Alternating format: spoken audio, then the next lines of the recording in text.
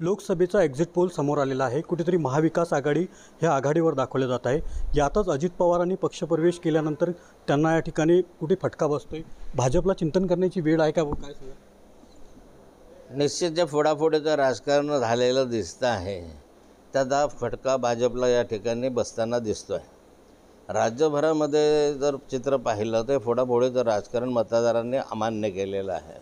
या ठिकाणी माननीय अजितदादा पवारांनी आपला पक्ष म्हणून राष्ट्रवादी काँग्रेस पक्ष घेतला आणि उद्धवजींचा पक्ष हा आपल्या शिंदे साहेबांकडे गेला।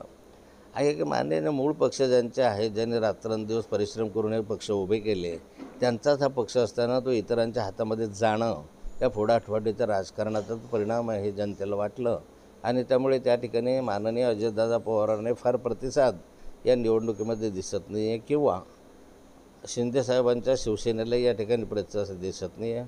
उद्धवजी हा दुसऱ्या क्रमांकाचा पक्ष राहील या महाराष्ट्रात असं चित्र एकंदरीत दिसतं आहे आणि माननीय शरद पवारांच्या 10 पैकी 8 जागा किंवा 6 जागा निवडून येतील असं एक्झिट पोलमध्ये सांगत आहे।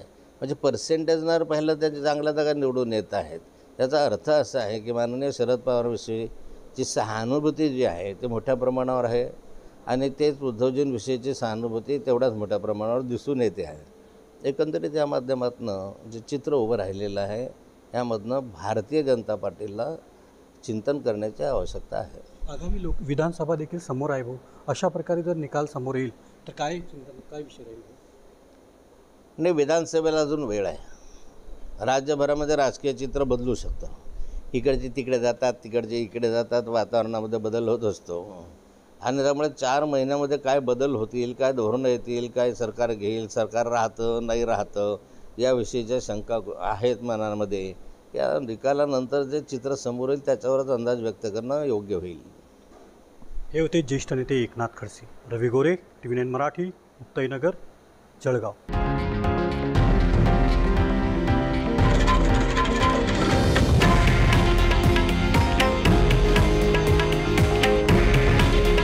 हे आहे देशातील नंबर 1 न्यूज नेटवर्क आणि आपण पाहत आहात TV9 मराठी।